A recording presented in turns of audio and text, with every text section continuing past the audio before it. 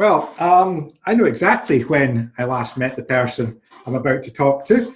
It was in January, but better than that, I know exactly when it was. It was the 23rd of January, a Thursday, and it was about 11 o'clock, and it was in Harrogate International Centre. The gentleman I'm about to speak to is Mr. Jim Croxton, who is the CEO of BIGGA. That seems a lifetime ago when we did bump into each other briefly in the corridors of Harrogate International Centre, Jim. How are you and how are things been?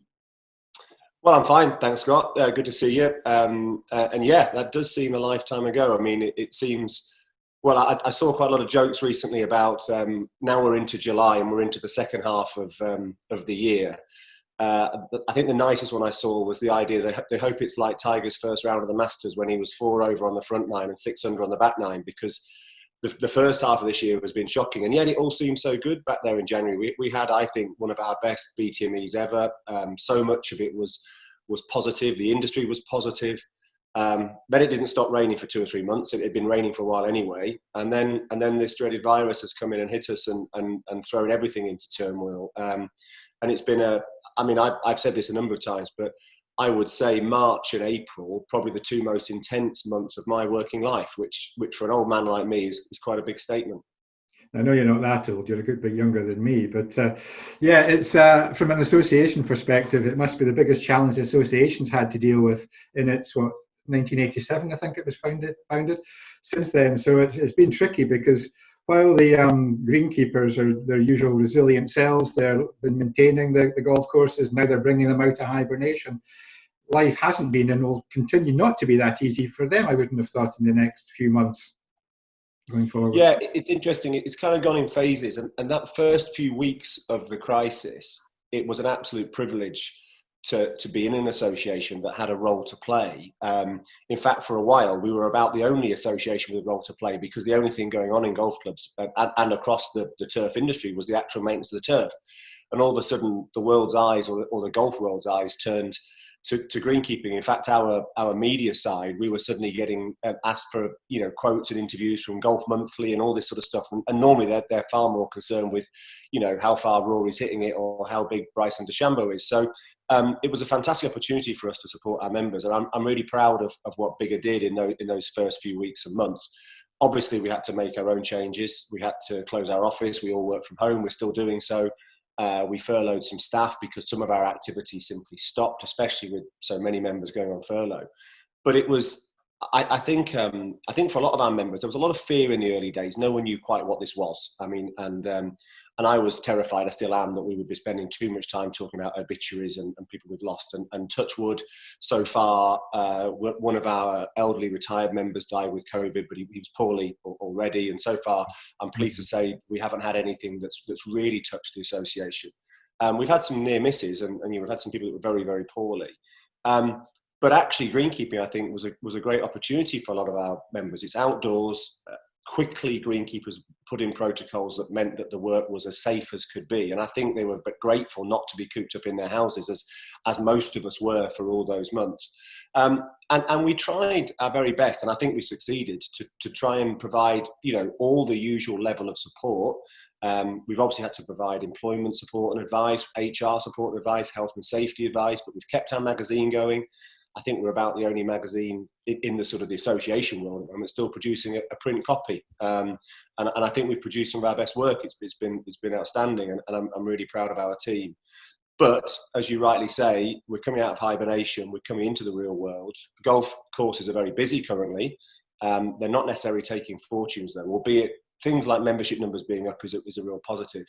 But sadly, I think we will see a lot of redundancies, a lot of restructuring, a lot of people leaving their jobs and not being replaced over the next 6 months to 12 months. So our real role, I think, starts even again now. We're already having to support a lot of people through this process. And I'm sympathetic to golf clubs. If the revenue's not there, you can't afford staff. But we've got to do it right. We've got to support the members and also make sure that they don't. What I'm really worried about is teams reducing down to sort of beyond the minimum and the stress levels that's going to put onto greenkeepers if they're trying and achieve the same. Scott, you've been in this industry a long time. You know what standards our guys try and achieve. it's sometimes difficult, particularly course managers. They can't tell people to do jobs, but they would take on work themselves that they probably wouldn't have done before. Well, that's absolutely right. And I think one of the things that certainly changed during the first few months, and the number of course managers I spoke to who were back on the tools and loving it, absolutely loving it, because it took them back all those years. But we will have to do things differently. I mean, I hate the phrase, this new normal, but we are going to be, doing more with less.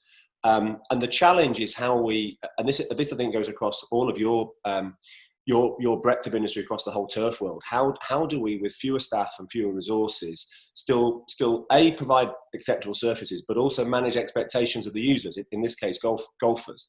For the first couple of weeks, they didn't care that the greens were a bit scruffy and the bunkers were scruffy and the flags were in and whatever else. But already it's starting to change. There's golf back on television, and we're having to manage those expectations. The weather is being unusual, but it's currently okay for growth and what have you. But when we get to the autumn, it could be difficult, I think. Mm-hmm. No, it's not easy, but golf, I think, has come out of it pretty well. You look at the Koepka brothers, Graham McDowell taking precautionary pulling out of the Travellers last week, and contrast that with what went on with Novak Djokovic's tennis event. And I think it is giving golf a chance to be what it should be, as one of the bastions, one of the models that should be followed. So it's giving golf a good opportunity. Yeah, I mean, it's a naturally socially distant sport. It was interesting, those last few days before lockdown, golfers didn't seem to be getting the message. We were getting all sorts of stuff across our social media, photos of golfers just staying too close together, sharing drinks, all sorts of things. The lockdown period has really, I think, embedded into all of us an understanding of what social distancing means. And now the golf clubs I've seen and the social media I've seen show that actually golfers are actually managing to play their sport in a really safe way. And we're very fortunate. I mean, as you know, I'd like to be out playing five-a-side football and all these other things that I can do. And I can't do those right now because, they're just not safe. So we're fortunate, I think, that golf is okay. And you're right, it's put the sport front and centre. It's for a while, it was one of the only things that was being covered live anywhere. And I imagine viewing figures are pretty good. And I know that rounds played are very, very good at the moment in the UK. Well, I know that I was speaking to someone there, I think it was last week, and saying that for the first time in ages, they've got a waiting list at the golf club. Yeah. They don't take visitors, they are taking members, obviously. So people are thinking, I can't play tennis, I can't play cricket, but I can play golf and digging the clubs out the garage. So it's perhaps temporary, but there's a bit of a boom time going on. Certainly in membership and in rounds played. As I say, not necessarily in sort of total revenue yet, albeit I know that a lot of members golf clubs, their catering function sometimes runs at a loss. So the clubhouse being closed at the moment is not necessarily damaging revenue, but it's the whole package. It's the ability to run functions and to give a golfer a broader experience than just playing golf. But yeah, at the moment we're hearing amazing stories. Clubs with more than 100 new members, in just a couple of months. Incredible. Now back to where we started the interview when I mentioned BTME. I think we're all yearning to get back an opportunity to all gather together and meet.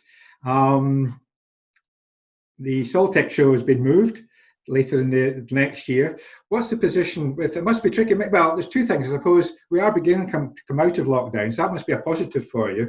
But thoughts of perhaps a second surge, negative comment. So where are you with regard to Harrogate and BTME for next year, Jim?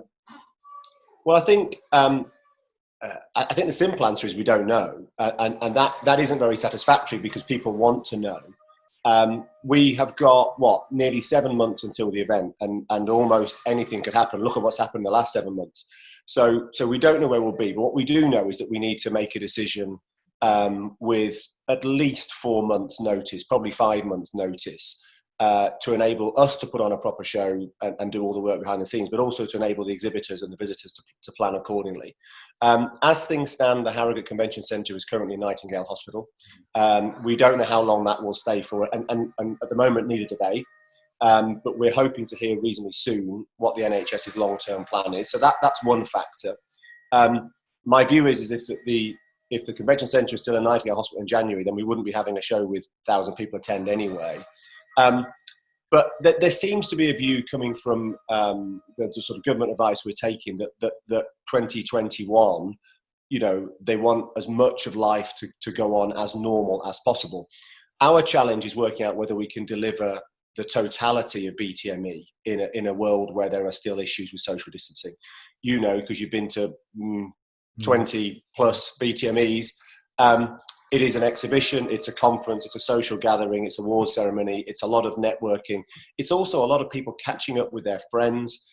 And it's generally everything but socially distant. You know, I think of Harrogate and its success, and I think of crowds, I think of people together, I think of bumping into one another. So we've got to work out whether that is achievable, and if not, what else do we do? We will, come what may, we will run our conference. So if we can't go to Harrogate in January, and our plans currently are to go to Harrogate, we're still working flat out to deliver it in its normal format. If we don't, we will run an online virtual conference with taking advantage of whatever relaxed measures we can do, people getting together in groups, etc. We will find a way between the start of 2021 and the middle of 2021 of getting our clients and our members together. But whether that's in Harrogate or not, we are still a little bit in the lap of the gods. Yeah. It must have impacted upon potential exhibitor bookings, the fact that you can't give them any certainty. So is that a fair comment? Well, it's basically brought lockdown to bookings. So we were actually doing great. I mean, as we got into March, we were in really good shape. I think over 75% space was sold, and the show was looking really good. And we were just starting, because it was the end of the pre-booking period, just starting to look at where we'd got some gaps and working out how we'd sort of reshape the show. Every year we tweak it a bit to make sure it sort of suits. You know, we're in that new layout still. We only had 2 years of the new layout. And then really, quite rightly, we've taken a few bookings, but very, very small numbers. Everybody's just waiting and seeing. And of course, we know that some of our clients will be in a different position business-wise when we exit this than they were when they went in. So we've got such a good relationship with all of our clients that we said to people, we're not going to be, you know, taking people to court if they're unable to be exhibiting come January. What we want to try and do is find the right solution for all of us. But that's, as I said before, it's such a broad event, as indeed is Soltex, that we've got to find a way of delivering it that works for all parties. And that's a reasonable headache. It will be a reasonable headache if we find we can't attend Harrogate as normal. Is there the option of doing what the GMA have done and just shunting it back into the years a little bit? I don't think it's as simple as that with BTME in terms of shunting back to when GMA is, with Soltex is, which is about 6 weeks after a BTME. I mean, that's just not far enough to make it, you know, I mean, there's every chance we'd be wrong by 6 weeks and it wouldn't do it. So we'd be talking about May. And I, you know, I've spoken to our exhibitors, I've spoken to our members. A show like BTME in late April, May isn't going to work because, you know, everybody's got different priorities then. Our members are working and grafting, and our exhibitors are out on the road selling. So it's kind of, it's not all or nothing, but it's either BTME as we know it, or it's something very different. We will find ways of ticking those boxes, the education, the networking, and the sort of the trade element of it, but they'll probably be done separately if we have to make a change. Well, we all talk about how wonderful it would be to have a crystal ball.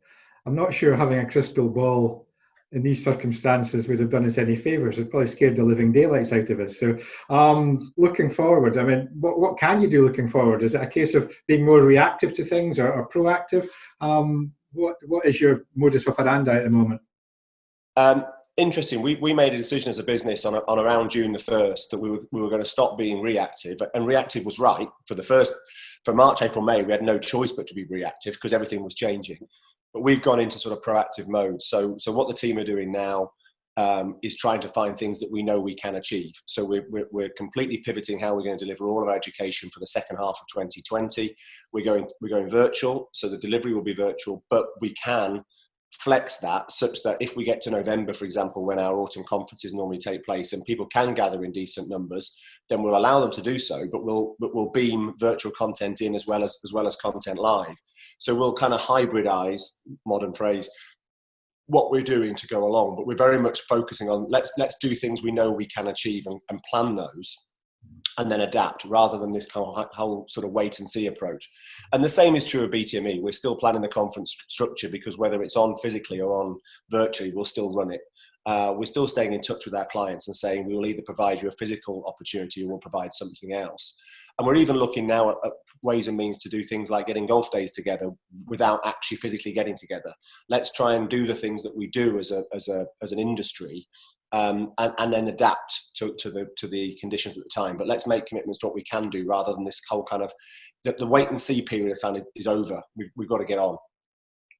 Well, Jim, I'd just like to congratulate you on not setting your computer up in front of a shelf of books you never actually read, but to be in the homely kitchen, the Croxton kitchen behind you there. But thanks very much. I hope it is not too long before we get a chance to meet up in person again. Good luck to everybody back at Old York Manor, and keep going. Keep going. Thanks, Scott. I'm afraid I've been relegated to the kitchen. My son's got my office for his homeschooling, so I've been in the kitchen for the last 3 or 4 months, which is handy for making tea. But yeah, it's been nice. Yeah, I hope so. I hope we get a chance to meet again soon. It'll show that the world's in a better place. So yeah, good to see you.